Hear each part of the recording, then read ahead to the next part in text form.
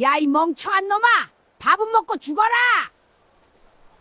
장터 한복판에서 욕쟁이 국밥집 할머니의 고함이 터졌습니다. 사람들은 피식 웃었습니다.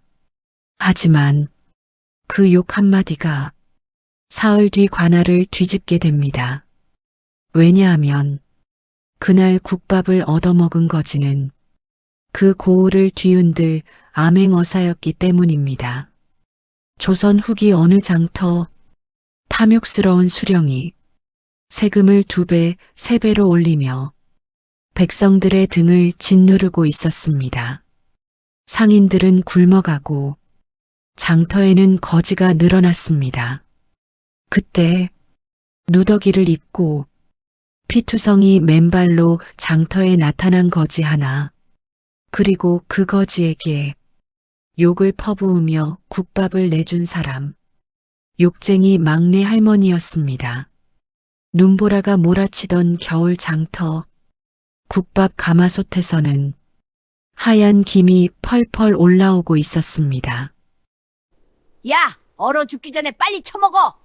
욕을 하면서도 고기를 산처럼 얹어주는 할머니, 그 국밥을 조용히 먹던 거지가 사흘 뒤 관복을 입고 나타나 탐관오리를 무릎 꿇게 만들었다면 여러분은 믿으시겠습니까? 오늘 이야기는 욕을 하면서도 굶는 사람을 그냥 보내지 못했던 한 국밥집 할머니와 거지 행색으로 장터를 돌며 백성의 삶을 살피던 암행어사의 이야기입니다. 말은 거칠었지만 마음은 누구보다 따뜻했던 사람의 이야기지요. 이야기가 궁금하시다면 구독과 좋아요로 이야기꾼에게 힘을 보태주시고 지금 어디서 듣고 계신지도 댓글로 남겨주시면 참 반갑겠습니다. 자, 그럼 지금부터 함께 들어보시겠습니다. 때는 조선 후기 영조 임금 치세의 어느 이른 봄이었습니다. 경기도 남부 한양과 지방을 잇는 길목에 자리한 이 장터는 닷새마다 한 번씩 온 고을의 사람들이 모여들어 흥청거리던 곳이었음이지요. 포목 냄새, 된장 끓이는 냄새, 말똥 냄새가 한데 뒤섞인 그 장터에 그날만큼은 전혀 다른 냄새가 흘렀습니다. 서슬 퍼런 관복의 냄새, 그리고 두려움의 냄새였습니다. 관아 마당이었습니다. 무장한 군사들이 좌우로 도열해 서 있었습니다.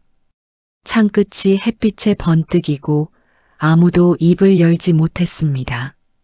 장터 사람들이 담장 너머로 발끝을 세우고 안을 들여다보고 있었지요. 숨소리조차 들리지 않았습니다. 그 한가운데 고을 수령 홍필주가 무릎을 꿇고 있었습니다. 얼마 전까지만 해도 저 자리에서 백성들을 무릎 꿇리던 자였습니다. 얼마 전까지만 해도 저 마당을 제 안방처럼 활보하던 자였지요. 허나 지금 이 순간 그의 무릎 아래는 차디찬 흙바닥이었고 그의 얼굴 위에는 수치와 공포가 뒤범벅이 되어 흘러내리고 있었습니다. 여러분, 사람의 세상 사라는 것이 참으로 묘하지 않습니까? 그리고 홍필주의 맞은편에 한 사내가 서 있었습니다. 나이는 30을 갓 넘겼을까요? 반듯한 이마에 조용하되 꿰뚫는 듯한 눈빛을 가진 사내였습니다. 그가 걸친 것은 선명한 빛깔의 비단 관복이었습니다. 어사화가 바람에 살랑거렸습니다. 사내가 천천히, 아주 천천히 입을 열었습니다. 나는 이 고을에 들어온 날부터 오직 한 가지를 찾았다. 이 고을에서 가장 어진 사람이 누구냐 하는 것을. 장터 사람들이 서로 눈을 마주쳤습니다. 수군거림이 담장 너머로 새어나왔지요. 찾았다. 사내의 눈길이 천천히 관아 담장 너머 장터를 향해 돌아갔습니다. 그곳에 한 노파가 서 있었습니다. 두 손에 국밥 그릇을 들고 행주치마에 손을 닦으며 눈이 오나 비가 오나 그 자리를 지켜온 국밥집 할머니였습니다. 저작거리 사람들이 모두 아는 욕쟁이 막내 할머니였지요. 이 할머니가 이 고을에서 가장 어진 사람이다. 장터가 뒤집혔습니다. 저 할머니가요? 욕쟁이 막내 영감탱이가? 에이, 어사나리가 잘못 보신 거 아냐? 사람들의 웅성거림이 파도처럼 번져나갔습니다. 막내 할머니는 얼굴이 홍당무처럼 빨개졌습니다. 그리고는 이 엄숙한 관아 마당 앞에서 어김없이 고함을 질렀지요. 아, 쓸데없는 소리 말고 밥이나 처먹어. 사람들이 웃음을 터뜨렸습니다. 군사들도 입술이 실룩거렸습니다. 그리고 어사 이도현 그 반듯한 사내도 아주 잠깐 조용히 웃었습니다. 허나 여러분, 이 웃음 뒤에 얼마나 깊은 사연이 숨어 있는지 아십니까? 불과 며칠 전이었습니다. 이 고을 장터에 거지 하나가 나타났습니다. 발은 피투성이었고 누더기는 눈보라에 젖어 얼어붙어 있었습니다. 손은 헐어 있었으나 그 손등 위의 핏줄만은 유난히 반듯하게 뻗어 있었지요. 거지치고는 이상하리만치 조용한 눈빛을 가진 사내였습니다. 그 사내가 막내 할머니의 국밥집 앞에 섰습니다. 그리고 그 순간부터 이 고을의 운명이 바뀌기 시작했던 것이지요. 도대체 거지 행색의 그 사내는 누구였으며 욕쟁이 할머니와 어떤 인연을 맺었기에 이 고을의 탐욕스러운 수령이 무릎을 꿇는 결말에 이르게 된 것일까요? 지금부터 그 이야기를 처음부터 낱낱이 풀어드리겠습니다. 자, 귀를 기울여 보시지요. 이야기는 그 거지가 장터에 나타나기 훨씬 전으로 거슬러 올라갑니다.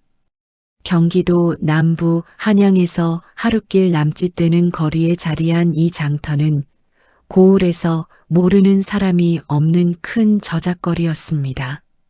닷새마다 한 번씩 장이 서면 포목장수, 엿장수, 옹기장수, 약재상이 저마다 좌판을 펼쳤고 새벽부터 날이 저물도록 사람들의 발길이 끊이지 않았지요. 볏짚 냄새와 된장 끓는 냄새, 말발굽 소리와 흥정하는 목소리가 한데 뒤엉켜 이 장터는 그 자체로 하나의 살아있는 생명체 같았습니다. 그 장터 한복판에 유난히 눈에 띄는 국밥집이 하나 있었습니다. 간판도 없었습니다. 현판도 없었습니다. 그저 커다란 가마솥 두 개가 장작불 위에서 펄펄 끓고 있을 뿐이었지요. 허나 고을 사람치고 그 집 모르는 사람이 없었습니다. 사람들은 그 집을 이렇게 불렀습니다. 욕쟁이 막내 할머니의 국밥집, 강막내, 나이 68. 이 장터에서 30년 넘게 국밥 한 가지만을 끓여온 여인이었습니다. 허리가 조금 굽었고 손마디는 울퉁불퉁 굳어 있었으며 목소리는 고을에서 가장 큰 황소보다도 우렁찼습니다. 그리고 무엇보다 이 할머니의 입에서는 욕이 마르지 않았습니다. 손님이 들어서면 어김없이 한마디가 터져 나왔지요. 야, 이 멍청한 놈아. 돈은 있냐? 없으면 꺼져. 허나 이상한 일이었습니다. 욕을 바가지로 퍼먹어도 사람들은 그 집을 떠나지 않았습니다. 아니, 오히려 더 몰려들었지요. 까닭이 무엇이었겠습니까? 그 집 국밥 한 그릇을 받아들면 고기가 산더미처럼 올라 있었습니다. 국물은 뽀얗고 깊었으며 밥은 솥바닥까지 눌어붙지 않게 딱 알맞게 익어 있었습니다. 한겨울 얼어붙은 몸으로 그 국밥 한 그릇을 들이켜면 발끝부터 정수리까지 온기가 차오르는 것이 느껴졌습니다. 욕 한 바가지가 밥값에 포함된 것이라고 장터 사람들은 웃으며 말했지요. 밥을 다 먹고 일어서는 손님에게도 막내 할머니는 절대 가만히 있지 않았습니다. 천천히 처먹지, 굶은 개처럼 먹냐? 내일도 살아야 할 거 아니요. 사람들은 욕을 먹으며 웃었습니다. 그리고 다음 장날에도 어김없이 그 집 앞에 줄을 섰습니다. 장터 포목상 김두만은 이 할머니와 20년 지기였습니다. 나이 45의 김두만은 장터에서 포목 장사를 하며 그럭저럭 살아가는 소심하고 겁 많은 사내였습니다. 누가 눈을 흘기면 먼저 고개를 숙였고 관아 이야기만 나오면 목소리가 기어들어갔지요. 허나 이 할머니 앞에서만큼은 그도 아들처럼 편안했습니다. 그날도 김두만은 좌판을 정리하다 말고 국밥집으로 건너왔습니다. 뒷곁에서 막내 할머니가 설거지를 하고 있었지요. 한쪽 구석에는 낡은 밥그릇 하나가 따로 엎어져 있었습니다. 김두만은 그 그릇을 볼 때마다 선뜻 말을 꺼내지 못했습니다. 그것이 할머니의 외아들이 쓰던 밥그릇이라는 것을 장터 사람이라면 누구나 알고 있었기 때문이었습니다. 막내 할머니의 아들 이야기는 이 장터에서 오래된 슬픔이었습니다. 외아들 하나를 낙으로 살았는데 18 되던 해에 군역에 끌려가 돌아오지 못했습니다. 정갈 한 장 없이 사라진 아들이었습니다. 죽었다는 소식도 살았다는 소식도 끝내 오지 않았지요. 할머니는 그 뒤로도 30년 가까이 매일 아침 그 밥그릇을 꺼내 씻었습니다. 혹여 돌아올까 싶어서였는지 아니면 그저 손이 먼저 기억하는 것인지 할머니 스스로도 알 수 없었을 것입니다. 할머니, 오늘도 일찍 끝났네요. 야, 이 얼빠진 놈아, 눈에 보이는 게 없냐? 저기 가마솥 좀 닦아줘. 팔이 짧아서 안쪽이 안 닦여. 김두만은 피식 웃으며 소매를 걷어붙였습니다. 이 할머니한테 욕 안 먹어본 날이 없었지만 그것이 싫지 않았습니다. 욕 안에 정이 들어있다는 것을 그는 20년 세월이 가르쳐준 대로 알고 있었으니까요. 그런데 바로 그 시각 이 장터에서 수백 리 떨어진 한양 어느 관아에서는 전혀 다른 종류의 움직임이 시작되고 있었습니다. 젊은 사내 하나가 임금의 밀명을 받아 무릎을 꿇고 있었습니다. 이도현, 나이 32, 성균관에서 수석으로 이름을 올리고 젊은 나이에 암행어사의 직을 받은 사내였습니다. 침착한 눈빛과 과묵한 입이 인상적인 사내였지요. 그러나 이도현에게는 남들이 모르는 사연이 하나 있었습니다. 그는 본래 이 고을과 멀지 않은 가난한 농가의 아들이었습니다. 어린 시절 흉년이 들어 밥을 굶던 기억, 어머니가 장터에서 남은 국밥을 얻어 오던 기억이 그의 몸 안에 새겨져 있었습니다. 과거에 급제한 뒤에도 그는 그 기억을 잊지 않았지요. 그래서였습니다. 이 고을에서 백성들이 굶고 있다는 밀고가 올라왔을 때 그는 스스로 이 임무를 청했습니다. 소인이 다녀오겠습니다. 떠나는 날 아침 이도현은 관복을 벗었습니다. 그리고 낡고 해진 누더기를 걸쳤습니다. 집신 한 켤레, 바랑 하나가 전부였습니다. 거울에 비친 자신의 모습을 잠시 들여다보다가 그는 조용히 문을 나섰습니다. 이 장터로 향하는 길이었습니다. 여러분, 이것이 시작이었습니다. 욕으로 밥을 주는 할머니와 거지로 변장한 어사가 같은 장터에서 만나게 될 운명이었던 것이지요. 허나 그 만남이 이루어지기 전에 이 고을에는 먼저 어두운 구름이 몰려오고 있었습니다. 이도현이 장터에 발을 들인 것은 첫눈이 내리던 날이었습니다. 한양을 떠난 지 사흘째 되는 날 아침이었지요.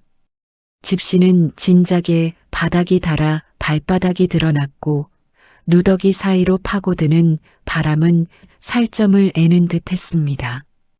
그러나 이도현은 걸음을 멈추지 않았습니다. 장터 어귀에 들어서는 순간 그의 눈이 조용히 움직이기 시작했습니다. 관찰하는 눈이었습니다. 거지에 몸을 하고 있었지만 그 눈빛만큼은 아무것도 놓치지 않으려는 사람의 눈빛이었지요. 장터는 얼핏 보면 여전히 활기차 보였습니다. 허나 이도현의 눈에는 다른 것들이 들어왔습니다. 좌판을 펼친 상인들의 얼굴이 어두웠습니다. 흥정하는 목소리에 힘이 없었습니다. 엿장수는 가위를 치다 말고 멍하니 허공을 바라보고 있었고 옹기장수는 팔리지 않은 항아리들 사이에서 쪼그리고 앉아 손을 비볐습니다. 장터 한쪽 귀퉁이에는 거적대기를 덮고 앉은 사람들이 여럿 보였습니다. 예전 같으면 없었을 풍경이었지요. 이도현은 천천히 장터 안쪽으로 걸어 들어갔습니다. 그때였습니다. 장터 입구 쪽에서 갑자기 고함 소리가 터졌습니다. 관아 아전 둘이 포목상 앞에 버티고 서 있었습니다. 그 포목상은 김두만이었지요. 김두만은 잔뜩 몸을 움츠린 채 두 손을 앞으로 모으고 있었습니다. 얼굴이 흙빛이었습니다. 이번 달 장터세 내놔. 수령나리께서 이번 달부터 2배로 올리셨다. 모르고 있었냐? 아니 저번 달에도 냈는데 이번 달에 또 2배라니 그게 무슨 뭐라? 수령나리 명을 거역하겠다 이거야? 아전이 김두만의 좌판을 발로 걷어찼습니다. 곱게 개어놓은 포목들이 진흙바닥으로 나뒹굴었습니다. 김두만은 손을 뻗어 천을 주우려 했지만 아전이 그 손을 발로 밟았습니다. 오늘 안으로 가져와. 안 가져오면 좌판 걷어간다. 아전들이 떠난 뒤 김두만은 한동안 바닥에 주저앉아 있었습니다. 주변 상인들이 눈길을 주었지만 아무도 나서지 않았습니다. 다들 같은 처지였기 때문이었지요. 이도현은 그 모습을 기둥 뒤에서 지켜보고 있었습니다. 그의 손이 천천히 쥐어졌습니다. 낡은 누더기 소매 안으로 굳은 살 하나 없이 반듯하게 뻗은 손등의 핏줄이 붉어졌습니다. 거지의 손이 아니었습니다. 이도현은 속으로 숫자를 헤아렸습니다. 장터세 2배. 그것이 어떤 의미인지 그는 누구보다 잘 알고 있었습니다. 어린 시절 어머니가 장터 좌판 하나를 새내기 위해 얼마나 허리를 구부렸는지를 그는 기억하고 있었으니까요. 그는 발걸음을 돌렸습니다. 그리고 장터 한복판 가마솥 연기가 피어오르는 곳을 향해 걸어갔습니다. 막내 할머니의 국밥집이었습니다. 이도현은 국밥집 문 앞에 섰습니다. 발은 피투성이었고 누더기는 눈에 젖어 무거웠습니다. 그는 문틈 사이로 몸을 기대며 낮게 말했습니다. 할머니 밥 한 숟가락만 얻을 수 있겠습니까? 그 순간이었습니다. 야, 이 등신 같은 놈아. 장터가 잠시 조용해졌습니다. 근처에 있던 사람들이 일제히 국밥집 쪽을 바라보았지요. 몇몇이 피식 웃었습니다. 또 시작이다 하는 표정들이었습니다. 허나 막내 할머니는 욕을 하는 동시에 이미 국자를 들고 있었습니다. 가마솥 뚜껑을 열자 뽀얀 김이 하늘로 솟구쳤습니다. 할머니는 국밥을 한 그릇 넘치도록 퍼 담았습니다. 고기를 집어 위에 얹었습니다. 한 점, 두 점, 세 점. 그릇이 무거워졌습니다. 발은 왜 그 꼬라지야? 집신도 없어? 빨리 들어와서 처먹어. 얼어 죽기 전에. 이도연은 말없이 안으로 들어섰습니다. 구석 자리에 앉아 국밥 그릇을 두 손으로 받아들었습니다. 뜨거운 온기가 손바닥으로 번졌습니다. 그는 잠시 그릇을 내려다보았습니다. 고기가 그릇 위에 넘칠 듯 올라 있었습니다. 장터 어귀에서 본 김두만의 흑빛 얼굴이 좌판에 나뒹구는 포목이 거적대기를 덮고 앉은 사람들이 머릿속을 스쳐 지나갔습니다. 이도연은 조용히 숟가락을 들었습니다. 따뜻했습니다. 그때 막내 할머니가 행주로 손을 닦으며 툭 내뱉었습니다. 어디서 왔어? 한양 쪽이야? 발꼬락선이 보니까 먼 데서 걸어온 것 같던데. 그냥 떠돌다 왔습니다. 떠돌아? 이 추운 날에? 이 멍청한 놈아, 갈 데가 없으면 있다고 해야지. 없다고 하면 더 처량해 보이잖아. 이도연은 대꾸하지 않았습니다. 그러나 입가에 아주 잠깐 무언가가 스쳐 지나갔습니다. 웃음이라고 하기엔 너무 짧았고 그렇다고 무표정이라고 하기에도 애매한 표정이었습니다. 할머니는 이도연의 빈 그릇에 국물을 더 부었습니다. 묻지도 않고 말도 없이 그냥 부었습니다. 이도연은 그릇을 내려다보다가 조용히 물었습니다. 할머니, 이 장터에 요즘 거지가 많아졌습니까? 많아졌지. 당연하지 않겠어. 세금을 2배씩 뜯어가는데 장사가 되겠냐? 장사가 안 되면 먹고 살 게 없고 먹고 살 게 없으면 거지가 되는 거지. 세상이 다 그렇게 돌아가는 거야. 이 등신아. 할머니는 욕을 붙여 말했지만 그 목소리에는 분노가 실려 있었습니다. 오래 쌓인 분노였습니다. 수령이 바뀐 뒤부터입니까? 그걸 어떻게 알아? 할머니의 눈이 가늘어졌습니다. 이도연을 위아래로 훑어보았습니다. 누더기를 입고 맨발로 들어온 거지였습니다. 허나 묻는 방식이 거지답지 않았습니다. 할머니는 잠시 말이 없었습니다. 야, 너 뭐야? 그냥 배고픈 사람입니다. 이도연은 조용히 숟가락을 내려놓으며 고개를 숙였습니다. 잘 먹었습니다.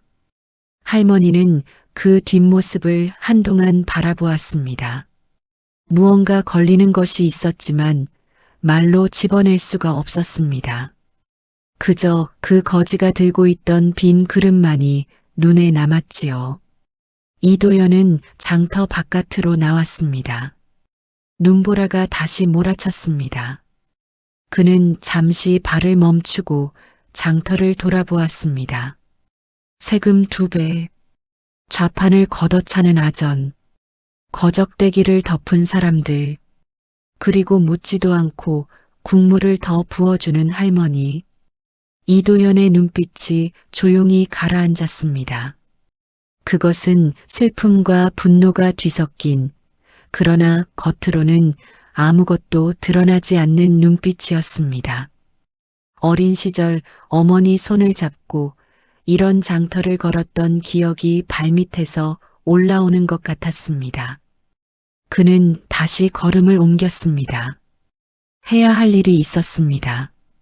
그러나 여러분, 이날의 국밥 한 그릇이 이도연의 마음속에 무엇을 심었는지 그것은 나중에야 비로소 드러나게 됩니다. 시련은 이제 막 시작되었을 뿐이었습니다. 장터에 홍필주가 처음 부임해 온 것은 그의 가을이었습니다. 새 수령이 온다는 소문이 돌았을 때 장터 사람들은 그나마 기대를 품었습니다. 전임 수령이 그리 나쁜 사람은 아니었지만 워낙 무능했던지라 새 사람이 오면 달라지지 않겠느냐 하는 신락 같은 바람이었지요. 허나 여러분, 그 바람이 얼마나 허망하게 꺾이게 되었는지 지금부터 들어보시겠습니까? 홍필주는 부임 첫날부터 달랐습니다. 가마에서 내리는 그 순간부터 그는 장터 사람들을 바라보지 않았습니다. 아니, 정확히 말하자면 바라보되 사람으로 보지 않았습니다. 그의 눈에 장터는 사람 사는 곳이 아니라 돈이 고여 있는 웅덩이였습니다. 얼마나 퍼낼 수 있는가, 그것만을 재고 있는 눈빛이었지요. 나이 50에 이르도록 그 탐욕을 숨기는 법을 익혔을 뿐, 그 속내는 처음부터 감추어진 적이 없었습니다. 부임한 지 한 달도 되지 않아 첫 번째 명령이 내려졌습니다. 장터세 2배 인상, 상인들이 술렁였습니다. 김두만은 그 소식을 듣고 그날 밤 잠을 이루지 못했습니다. 가뜩이나 겨울 장사가 시원치 않은데 세금이 2배가 되면 남는 것이 없었습니다.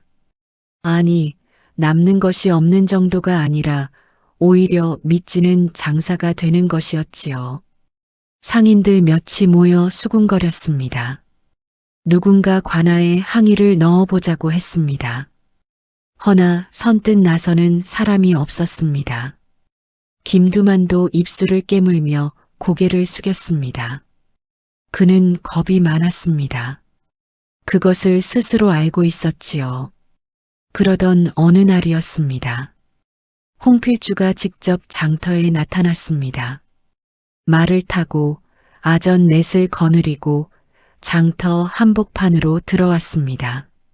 상인들이 일제히 고개를 숙였습니다. 홍필주는 말 위에서 장터를 천천히 둘러보았습니다. 그 눈빛이 장터 좌판들을 훑는 모양이 마치 값을 매기는 것 같았습니다. 이 정도면 제법 크군. 허나 아직 멀었어. 혼잣말처럼 중얼거리며 말에서 내렸습니다. 그리고 천천히 걸었습니다. 포목전 앞을 지나고 약재상 앞을 지나고 국밥집 앞을 지나쳤습니다. 국밥집 앞에서 잠깐 멈추었습니다. 가마솥에서 피어오르는 김을 바라보더니 코를 찡긋했습니다. 냄새 하나는 그럴싸하군. 저 집은 장사가 잘 되겠어. 아전이 허리를 굽혔습니다. 예, 나리. 저 국밥집은 이 장터에서 가장 오래된 집이옵니다. 손님이 끊이지 않지요. 그렇다면 세를 더 걷어야겠군. 장사가 잘 되는 집이 더 내는 것이 이치에 맞지 않겠느냐. 아전이 고개를 조아렸습니다. 홍필주는 다시 걸음을 옮겼습니다. 그때였습니다. 장터 한쪽에서 떨리는 목소리가 들려왔습니다. 노인이었습니다. 머리가 희끗희끗하고 허리가 굽은 나이 이르는 넘어 보이는 노인이 아전 앞에 서 있었습니다. 두 손을 모으고 있었지만 그 손이 가늘게 떨리고 있었지요. 나으리 소인은 이 장터에서 30년 넘게 약재 장사를 해온 사람이옵니다. 허나 이번 세금은 너무 과하옵니다. 겨울에는 본래 손님이 줄어드는데 세금을 2배로 내다 보면 식솔들을 먹여 살릴 수가 없사옵니다. 부디 한 번만 헤아려 주시옵소서. 장터가 조용해졌습니다. 사람들이 숨을 죽였습니다. 김두만도 포목천을 쥔 채 굳어버렸습니다. 홍필주가 천천히 노인 쪽으로 고개를 돌렸습니다. 그 눈빛이 차가웠습니다. 30년? 30년 동안 이 장터에서 장사를 했다고? 예, 나으리. 그렇다면 30년 동안 이 고을 덕을 봤다는 말이 아니냐. 도로도 썼을 것이고 관아의 보호도 받았을 것이고 그 은혜를 이제 와서 갚는 것이 그리 억울하더냐? 그것은 내 사정이 딱하다고 내가 세금을 깎아주면 저 포목상도 깎아달라 할 것이고 엿장수도 깎아달라 할 것이다. 그렇게 되면 관아는 어찌 운영하란 말이냐? 내 하나가 편하자고 고을 전체가 흔들려도 된다는 것이냐?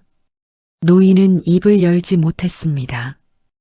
홍필주의 말이 틀린 것 같지는 않았습니다. 허나 그 말 속에 백성을 위한 마음은 한 톨도 없었습니다. 논리의 옷을 입힌 탐욕이었을 뿐이지요. 다음에 또 이런 소리를 하러 나오면 장터 출입을 금한다. 알겠느냐? 노인은 고개를 떨구었습니다. 떨리는 두 손이 힘없이 내려갔습니다. 장터 사람들은 고개를 돌렸습니다. 아무도 입을 열지 않았습니다. 홍필주는 만족한 듯 주변을 한번 훑어보고는 말에 올랐습니다. 다들 들었겠지. 기한 안에 세금을 내지 않는 자는 좌판을 걷는다. 말발굽 소리가 멀어졌습니다. 장터에 무거운 침묵이 내려앉았습니다. 김두만은 쪼그리고 앉아 포목천을 다시 개기 시작했습니다. 손이 떨렸습니다. 옆 좌판의 상인이 낮게 혀를 찼습니다. 바로 그 자리에서 멀지 않은 골목 어귀 거적대기를 두른 채 기둥에 기대앉은 거지 하나가 이 모든 광경을 지켜보고 있었습니다. 이도현이었습니다. 그는 아무 말도 하지 않았습니다. 그저 홍필주가 사라진 방향을 조용히 바라보고 있었습니다. 그러나 그의 눈빛은 달라져 있었습니다. 아까 막내 할머니의 국밥집에서 국물을 받아 마실 때의 그 눈빛과는 달랐습니다. 뜨거운 것이 안으로 꽉 눌려있는 눈빛이었습니다. 이도현은 품 안에서 작은 붓과 종이를 꺼냈습니다. 거지의 바람 속에 숨겨져 있던 것이었지요. 그는 무릎 위에 종이를 올리고 무언가를 적었습니다. 아주 작은 글씨로 아주 빠르게. 장터세 2배 인상, 상인 협박, 노인 위협. 그는 종이를 접어 다시 품 안에 넣었습니다. 그리고 자리에서 일어나 다시 장터 안으로 걸어 들어갔습니다. 해야 할 일이 아직 많았습니다. 여러분, 이것이 홍필주라는 자였습니다. 약자의 하소연을 논리로 짓밟고 장터를 제곡간처럼 여기는 자였습니다. 허나 그는 아직 몰랐습니다. 그날 골목 어귀에서 자신을 지켜보던 거지가 누구인지를, 그 거지의 품 안에 무엇이 들어있는지를, 그것을 알게 되는 날, 이 장터의 운명은 완전히 뒤집히게 될 것이었습니다. 그날 밤이었습니다. 장터에 사람이 썰물처럼 빠져나가고 가마솥 불이 꺼지고 좌판마다 거적이 덮이고 나면 이 장터는 전혀 다른 얼굴이 되었습니다. 낮에는 흥정소리와 발걸음으로 가득하던 곳이 밤이 되면 바람 소리와 쥐 소리만 남았지요. 그 쓸쓸한 장터 한복판에서 막내 할머니의 국밥집만이 아직 불을 켜고 있었습니다. 할머니는 혼자였습니다. 가마솥을 닦고 그릇을 씻고 행주를 빨아 걸어두는 일을 마친 뒤에도 할머니는 부엌 한쪽 구석에 쪼그리고 앉아 있었습니다. 손에는 낡은 밥그릇 하나가 들려 있었습니다. 오래된 그릇이었습니다. 테두리가 이가 나가 있었고 바닥에는 세월의 때가 스며 있었지요. 할머니는 그 그릇을 행주로 천천히 닦았습니다. 닦고 또 닦았습니다. 이미 깨끗한 그릇이었지만 손이 멈추지 않았습니다. 바로 그때 문 밖에서 소리가 들렸습니다. 발소리였습니다. 아주 느린 무거운 발소리였습니다. 야, 거기 누구야? 장사 끝났어. 꺼져. 대답이 없었습니다. 할머니가 문을 벌컥 열었습니다. 이도현이었습니다. 낮에 밥을 얻어먹고 간 그 거지였습니다. 눈이 다시 내리기 시작한 밤하늘 아래 그는 문 앞에 서 있었습니다. 누더기는 흠뻑 젖어 있었고 맨발은 눈 위에 붉은 자국을 남기고 있었습니다. 낮에는 감추어져 있던 것들이 밤이 되니 더 선명하게 드러났습니다. 얼마나 걷고 또 걸었으면 저 발이 저렇게 되었겠습니까? 여러분, 그 모습을 보는 것만으로도 가슴이 서늘해지지 않습니까? 할머니 한 번만 더 신세를 지어도 되겠습니까? 막내 할머니는 잠시 그를 바라보았습니다. 그리고는 어김없이 욕이 먼저 나왔습니다. 야, 이 뻔뻔한 놈아. 낮에 한 그릇 퍼줬더니 또 왔어? 염치도 없이. 허나 할머니는 이미 몸을 돌려 가마솥 뚜껑을 열고 있었습니다. 찬밥을 솥에 넣고 물을 부었습니다. 불씨를 살렸습니다. 손이 욕보다 먼저 움직이는 사람이었습니다. 이도현은 안으로 들어와 아까 낮에 앉았던 그 구석 자리에 다시 앉았습니다. 방 안이 따뜻했습니다. 장작 냄새와 된장 냄새가 뒤섞인 그 온기가 하루 종일 찬바람을 맞은 몸속으로 스며들었습니다. 이도현은 방 안을 천천히 둘러보았습니다. 그러다 부엌 한쪽 선반 위에 엎어져 있는 밥그릇 하나가 눈에 들어왔습니다. 다른 그릇들과 따로 놓여 있었습니다. 테두리가 이가 나간 낡은 그릇이었습니다.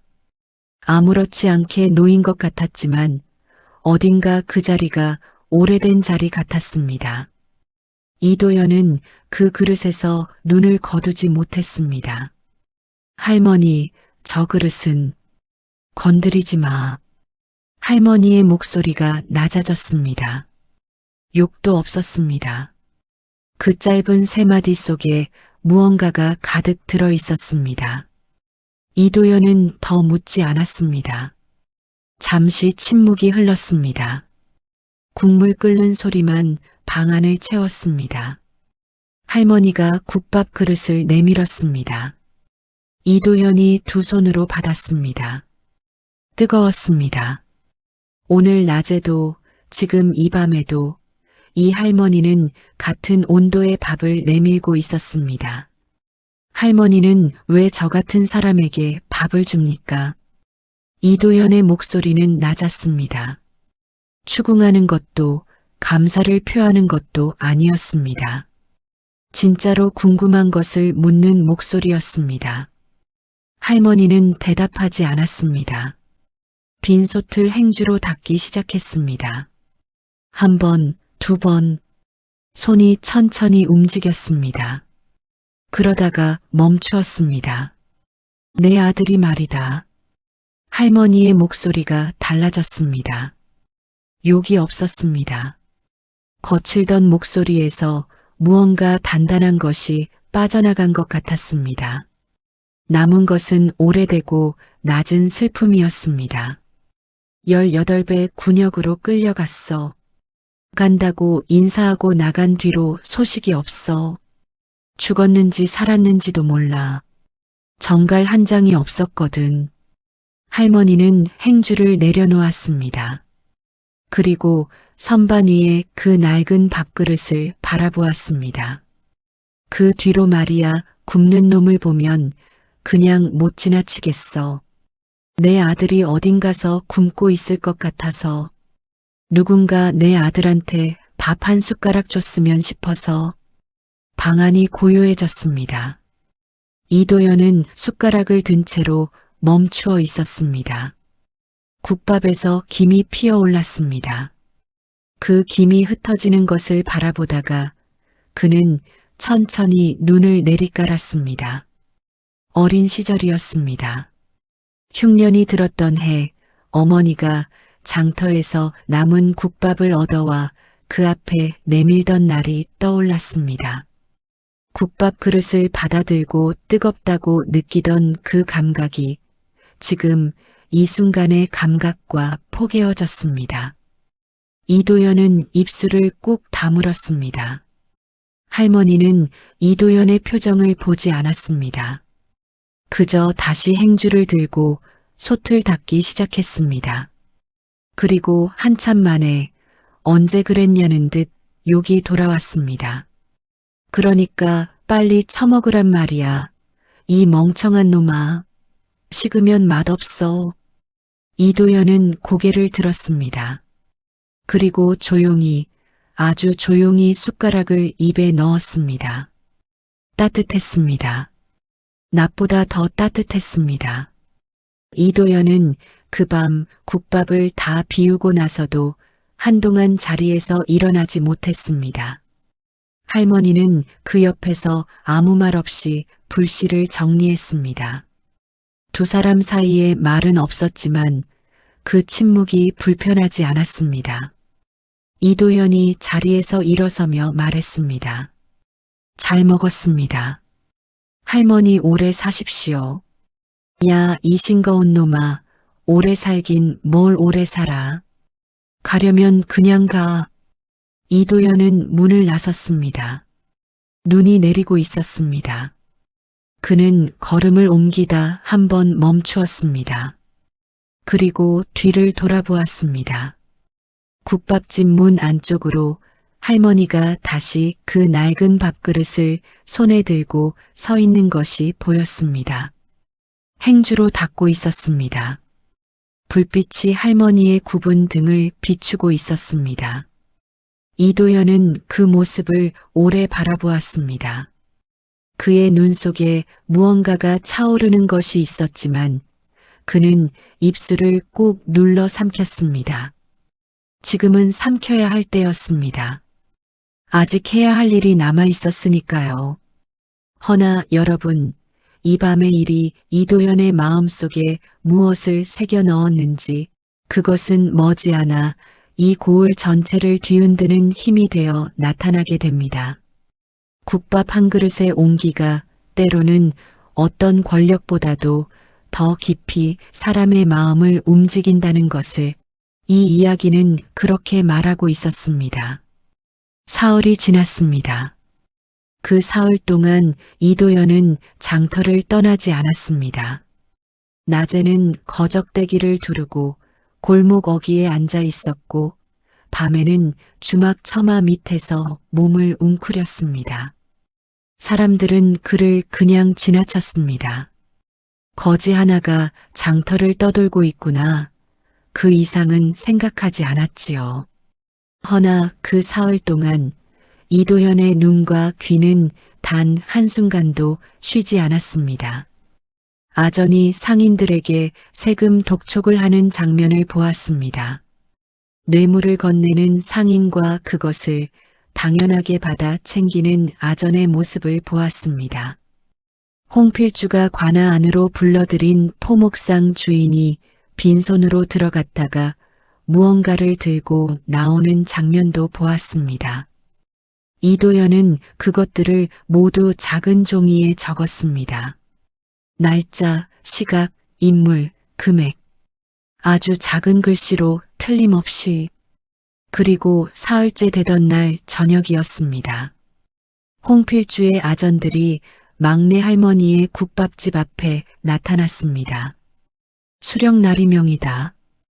이 집은 이번 달부터 장터세를 3배로 낸다. 장사가 잘 되는 집이 더 내는 것이 이치에 맞는다 하셨다. 3배였습니다. 2배도 아니고 3배였습니다. 막내 할머니는 국자를 든 채로 아전을 바라보았습니다. 눈썹 하나 까딱하지 않았습니다. 3배? 야, 이 뻔뻔한 놈들아. 내가 돈을 찍어내는 줄 알아? 가마솥 하나로 국밥 끓여서 3배를 어떻게 내? 말 조심하시오. 수령날이 명을 거역하는 것이오? 거역은 무슨, 못 내겠다는 게 아니라 못 낸다는 거야. 못 내는 거랑 안 내는 거랑 구분도 못해. 이 등신들아. 아전들이 눈을 부라렸습니다. 그러나 막내 할머니는 물러서지 않았습니다. 68평생 이 장터를 지켜온 여인이었습니다. 아전 둘쯤은 눈도 깜짝하지 않았지요. 그때 장터 한쪽에서 발걸음 소리가 들렸습니다. 김두만이었습니다. 그는 멀찍이서 이 광경을 보고 있었습니다. 얼굴이 하얗게 질려 있었습니다. 발이 떨어지지 않는 것이 보였습니다. 한 발 나서려다 멈추고 또 나서려다 멈추었습니다. 20년 동안 이 할머니 곁에서 장사를 해왔습니다. 이 할머니가 건네는 욕 한마디에 웃으며 하루를 버텨왔습니다. 허나 그의 몸은 겁을 먼저 알았고 겁은 발을 묶었습니다. 아전이 할머니의 가마솥 손잡이를 잡았습니다. 기한 안에 못 내겠다면 이 솥부터 가져가겠소. 수령나리께서 허락하셨소. 손 치워. 이 솥이 얼마짜린 줄 알아. 이 도둑놈들아. 그 순간이었습니다.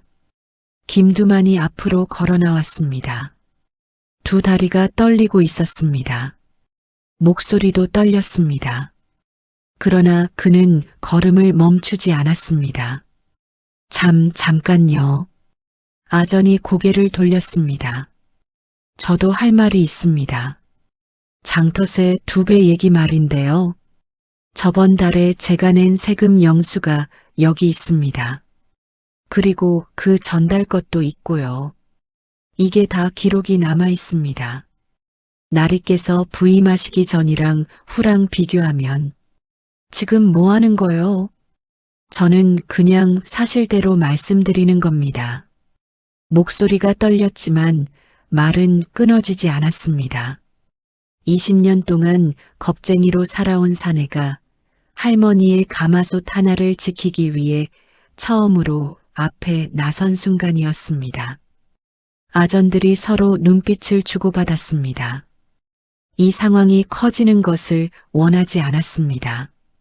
그들은 결국 가마솥 손잡이를 놓고 돌아섰습니다. 기한은 모레까지요. 두고 보시오. 아전들이 사라졌습니다. 장터에 긴 침묵이 내려앉았습니다. 막내 할머니는 김두만을 바라보았습니다. 김두만은 가마솥 앞에 서서 후들거리는 두 손을 꽉 쥐고 있었습니다. 얼굴은 여전히 하였습니다. 야, 두만아. 예, 할머니. 너 오늘 잘했다. 욕이 없었습니다. 할머니의 입에서 욕 없이 나온 말이었습니다. 김두만의 눈이 붉어졌습니다.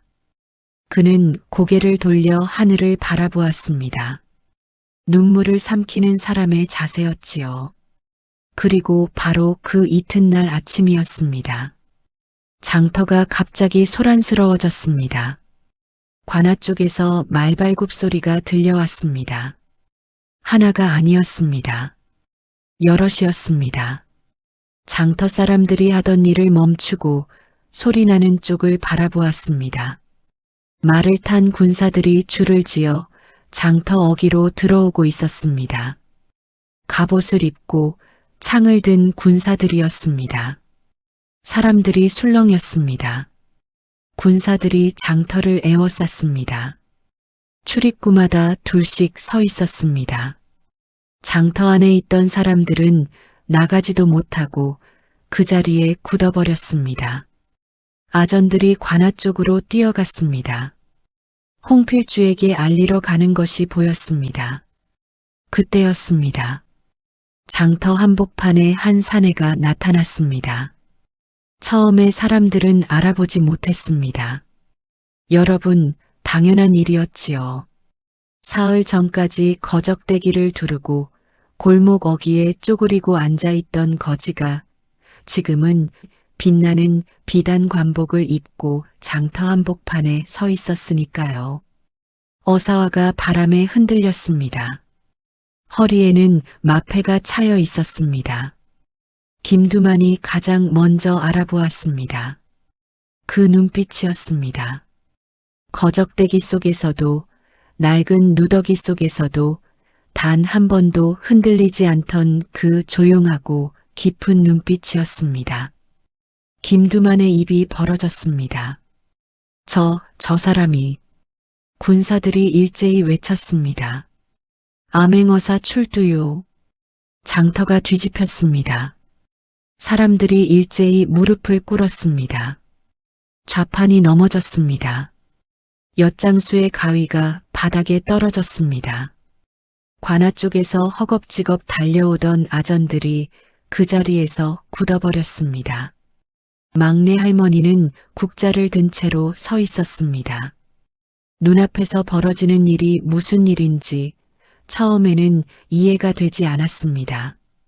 그러다 천천히, 아주 천천히 사흘 전 밤의 일이 떠올랐습니다. 낡은 누더기를 입고 문 앞에 서서 한 번만 더 신세를 지어도 되겠습니까? 라고 낮게 묻던 그 목소리가 할머니의 손에서 국자가 천천히 내려왔습니다. 이도연은 장터 한복판에 서서 주변을 한번 천천히 둘러보았습니다. 거지로 앉아있던 골목 어귀, 국밥을 받아먹던 구석자리, 그리고 막내 할머니의 국밥집. 그의 눈이 잠깐 국밥집 쪽에 머물렀습니다. 그리고 조용히 입을 열었습니다. 고을 수령 홍필주는 지금 당장 관아 마당으로 나오라. 그 목소리가 장터 전체에 울려 퍼졌습니다. 여러분, 사흘이었습니다. 거지 하나가 이 장터에 들어온 지 고작 사흘 만에 이 고을의 하늘이 뒤집히기 시작했습니다. 막내 할머니의 국밥 한 그릇이 그 사흘의 시작이었다는 것을 이 장터 사람들은 훗날에야 비로소 알게 되었습니다. 관아 마당이었습니다. 봄볕이 내리쬐는 마당 한복판에 홍필주가 무릎을 꿇고 있었습니다. 불과 며칠 전까지만 해도 저 마당에서 백성들을 무릎 꿇리던 자였습니다. 저 마당을 제 안방처럼 활보하며 아전들에게 호령하던 자였지요. 허나 지금 이 순간 그의 무릎 아래는 차디찬 흙바닥이었습니다. 그리고 그의 앞에는 이도연이 서 있었습니다. 군사들이 좌우로 도열해 있었습니다. 장터 사람들이 담장 너머로 발끝을 세우고 안을 들여다보고 있었습니다. 김두만도 그 사이에 서 있었습니다. 두 손을 꽉 쥔 채로 숨을 참고 있었습니다. 이도연이 문서를 펼쳤습니다. 사흘 동안 거지 행색으로 장터를 돌며 손톱만 한 글씨로 빼곡히 채워 넣은 문서였습니다. 고을 수령 홍필주. 죄목을 읽겠다. 마당이 조용해졌습니다. 바람 소리만 남았습니다. 하나. 부임 이후 장터세를 법정 세율의 2배로 올려 백성을 착취하였다. 둘. 상인들에게 보호비 명목으로 뇌물을 강요하였다. 셋. 항의하는 백성을 협박하고 위협하였다. 넷. 관아 물자를 사적으로 유용하였다. 다섯. 세금 수납 장부를 허위로 작성하여 착복하였다. 하나씩 읽어 내려갈 때마다 담장 너머 사람들의 숨소리가 달라졌습니다. 처음에는 조용히 듣다가 둘째가 되자 수군거림이 시작되었고 다섯째가 끝나자 장터 어귀에서 누군가 낮게 흐느끼는 소리가 들렸습니다.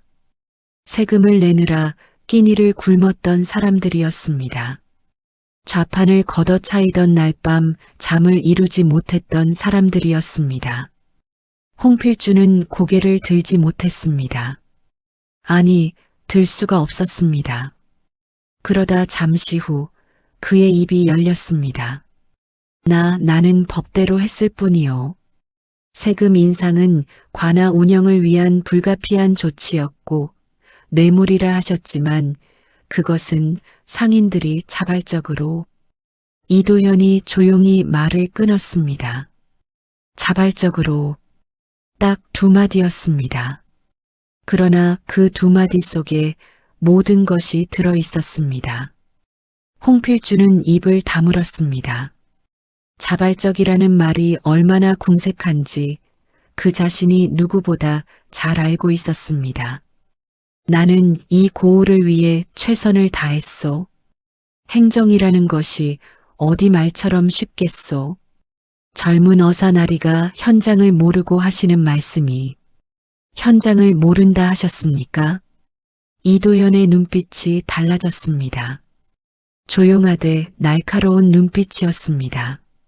나는 사흘 동안 이 장터에 있었습니다.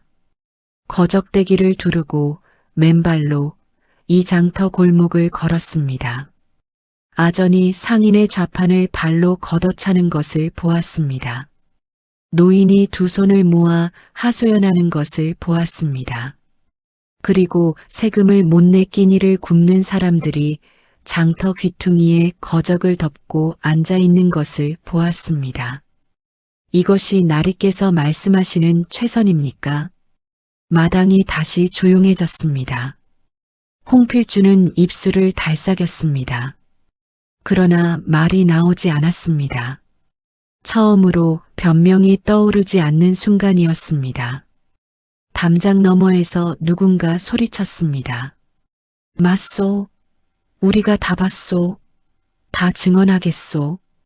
하나가 외치자 둘이 따랐고 둘이 따르자 열이 따랐습니다. 그동안 눌려있던 목소리들이 한꺼번에 터져나왔습니다. 장터 사람들의 함성이 관아 담장을 넘어 마당 안으로 쏟아졌습니다. 그 소리들 사이에서 김두만의 목소리도 들렸습니다. 떨리지 않았습니다. 저도 증언하겠습니다. 날짜와 금액이 다 기억납니다. 이도현은 고개를 끄덕였습니다. 그리고 다시 홍필주를 바라보았습니다. 고을 수령 홍필주를 즉각 파직한다. 착취한 세금은 전액 백성에게 돌려준다. 관련 아전들은 모두 조사한다. 군사들이 홍필주의 양팔을 잡았습니다. 홍필주는 끌려가면서도 고개를 꼿꼿이 들려 했습니다. 체면이라는 것이 몸에 밴 자였습니다. 허나 담장 너머 장터 사람들의 눈이 일제히 그를 향하고 있었습니다. 조롱도 분노도 아닌 그저 똑바로 바라보는 눈들이었습니다. 홍필주는 그 눈들을 견디지 못했습니다. 그의 고개가 천천히 내려갔습니다. 여러분, 권력이 아무리 단단해 보여도 백성의 눈빛 앞에서는 고개를 들지 못한다는 것을 이 장면이 말해주고 있었습니다. 홍필주가 사라진 관아 마당에 잠시 침묵이 내려앉았습니다. 그때 이도현이 천천히 장터 쪽을 바라보았습니다. 담장 너머로 국밥집 가마솥의 연기가 피어오르고 있었습니다. 그는 잠시 그 연기를 바라보았습니다. 그리고 낮게 말했습니다. 이 고을에서 가장 어진 사람을 찾았다. 사람들이 조용해졌습니다. 사흘 동안 이 장터를 돌았습니다.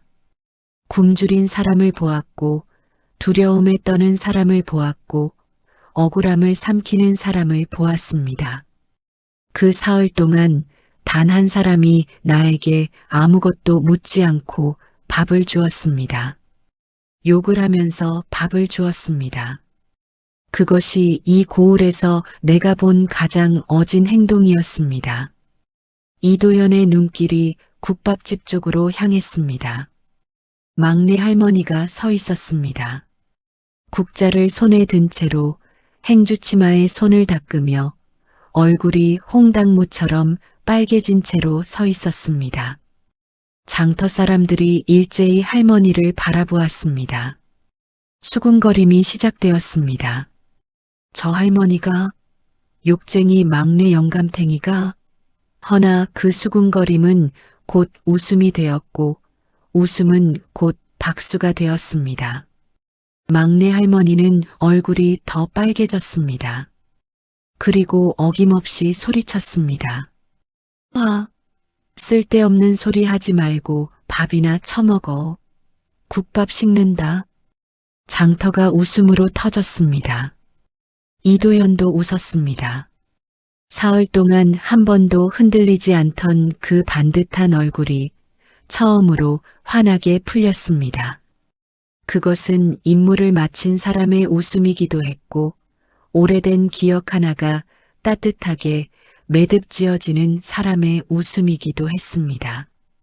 김두만은 그 옆에서 눈물을 훔쳤습니다. 들키지 않으려고 고개를 돌렸지만 이미 늦었습니다. 할머니가 정확하게 보고 있었으니까요. 야, 두만아, 울긴 왜 울어? 이 울보야. 김두만이 코를 훌쩍이며 웃었습니다. 그날 오후 막내 할머니의 국밥집 앞에는 장터 사람들이 길게 줄을 섰습니다. 평소보다 2배는 긴 줄이었습니다. 사람들은 욕을 얻어먹으러 온 것이 아니었습니다. 이 고을에서 가장 어진 사람의 국밥을 먹으러 온 것이었지요. 그리고 할머니는 여전히 욕을 하며 국밥을 퍼담았습니다. 국물이 넘치도록 고기가 산처럼 올라오도록. 그날 저녁이었습니다. 장터에 사람들이 빠져나가고 가마솥 불이 꺼지고 좌판마다 거적이 덮이고 나서도 막내 할머니의 국밥집은 한동안 불을 끄지 못했습니다. 평소보다 2배는 긴 줄을 소화하느라 국밥을 3번이나 더 끓여야 했기 때문이었지요. 할머니의 2팔이 무거웠습니다. 허리도 아팠습니다. 그러나 그날따라 이상하게도 몸이 무거운 만큼 마음이 가벼웠습니다. 마지막 손님이 나가고 김두만이 가마솥을 닦는 것을 도와주고 돌아간 뒤 할머니는 혼자 부엌에 앉았습니다. 그리고 어김없이 선반 위에 그 낡은 밥그릇을 꺼내 들었습니다. 테두리가 이가 나간 오래된 그릇이었습니다. 할머니는 행주로 천천히 그릇을 닦았습니다. 그런데 오늘은 달랐습니다. 닦는 손이 멈추지 않는 것은 여전했지만 할머니의 얼굴에 오늘은 다른 것이 있었습니다. 눈물도 아니었고 웃음도 아니었습니다. 오래 묵은 무언가가 조금 풀린 사람의 표정이었지요. 아들이 어딘가에서 굶고 있을 것 같아서 누군가 내 아들에게 밥 한 숟가락 줬으면 싶어서 30년 가까이 굶는 사람을 그냥 보내지 못했던 여인이었습니다. 그 마음이 오늘 이 고을의 어사에게 닿았습니다. 아무것도 바라지 않고 내민 밥 한 그릇이 이 고을 전체를 바꾸는 시작이 되었습니다. 할머니는 그릇을 선반 위에 다시 올려놓았습니다. 그리고 낮게 혼잣말을 했습니다. 아가, 오늘 이 장터 사람들 다 밥 먹었다. 굶은 사람 없었어. 그것뿐이었습니다. 더 긴 말은 없었습니다. 그러나 여러분, 그 짧은 한마디 속에 30년이 들어 있었습니다. 아들에게 전하지 못한 30년치 밥상이 그 한마디 안에 조용히 담겨 있었던 것이지요. 불을 끄고 문을 닫으려는데 밖에서 발소리가 들렸습니다. 할머니가 문을 열었습니다. 이도현이었습니다. 관복이 아니었습니다. 임무를 마친 뒤 길을 떠나기 전에 잠깐 들른 것이 분명했습니다. 그는 2 손에 작은 보따리 하나를 들고 있었습니다. 할머니, 늦은 시각에 죄송합니다. 떠나기 전에 한 번 더 뵙고 싶었습니다. 야, 이 싱거운 놈아, 떠나면 그냥 가지 뭘 보러 와. 욕이 먼저 나왔지만 할머니는 문을 더 활짝 열었습니다. 들어오라는 뜻이었지요. 이도연은 안으로 들어서며 보따리를 내밀었습니다. 집신입니다. 제가 이 장터에 들어오던 날 할머니가 제 발을 보셨지요. 그날 이후로 내내 마음에 걸렸습니다. 이것은 그때 못 드린 것입니다. 할머니는 보따리를 받아들었습니다. 그리고 잠시 아무 말도 하지 않았습니다. 이 사내가 누더기를 입고 맨발로 문 앞에 서 있던 날이 떠올랐습니다. 피투성이 발로 눈 위에 붉은 자국을 남기던 그 모습이 야, 집신이 뭐야? 밥은 먹었어? 아직입니다. 그럼 앉아. 이 멍청한 놈아, 밥도 안 먹고 어딜 가. 이도연은 피식 웃으며 자리에 앉았습니다. 그가 처음 앉았던 그 구석 자리였습니다. 할머니는 찬밥에 물을 붓고 불씨를 살렸습니다. 손이 욕보다 먼저 움직이는 사람이었습니다. 언제나 그랬듯이 국밥이 끓는 동안 두 사람 사이에 잠시 침묵이 흘렀습니다. 장작 냄새와 된장 냄새가 방 안을 채웠습니다. 이도연은 선반 위에 낡은 밥그릇을 바라보았습니다. 그리고 조용히 입을 열었습니다. 할머니, 아드님은 참 복이 많은 분이십니다. 할머니의 손이 잠깐 멈추었습니다. 뭐가 복이 많아? 죽었는지 살았는지도 모르는데 이런 어머니를 두었으니 복이 많은 것입니다. 30년 동안 밥그릇을 닦아주는 어머니를 둔 사람이 이 세상에 얼마나 되겠습니까? 할머니는 대꾸하지 않았습니다. 국자를 들고 솥을 저었습니다.